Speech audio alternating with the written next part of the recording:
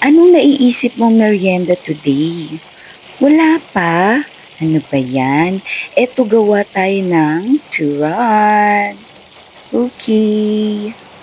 So, ayan, balatan lang natin yung mga saging na saba ng paganyan. Ako, pag gumagawa ko ng turon, pinipili ko yung manibalang, alam mo yun, yung hindi pa siya masyadong hinog, hindi rin hilaw. Medyo matigas-tigas pa, ganun. Sa turon kasi or banana Q, ayoko yung overripe na saba. Masyado kasi ako natatamisan, kaya ganito yung pinipili kong type ng saging, yung manibalang. Kayo ba, anong trip nyo sa turon? Yung overripe or yung ganitong manibalang?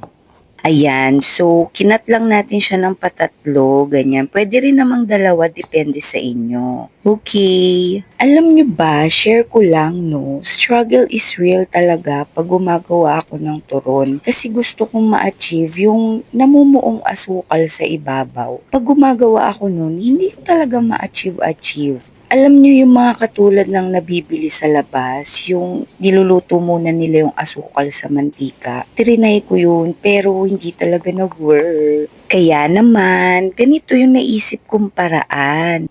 So ayan, pinagpatong ko lang yung dalawang lumpia wrapper, then yung saging na saba, nilagyan ko siya ng asukal na wash.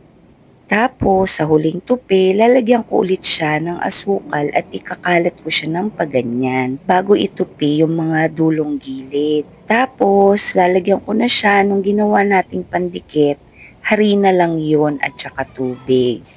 Ganyan. 'Di ba? Perfect, no? Masarap din to kung lalagyan nyo ng langka. Kaso ito kasi pangbenta ko siya. Kaya ganyan lang, very simple lang.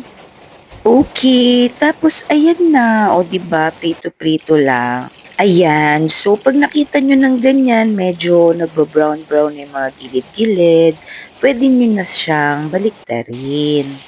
O, 'di ba? Na-achieve natin yung may namumuong asukal sa ibabaw gamit lang yung technique na tinuro ko sa inyo. Perfect, no? Try mo na. Okay. Bye.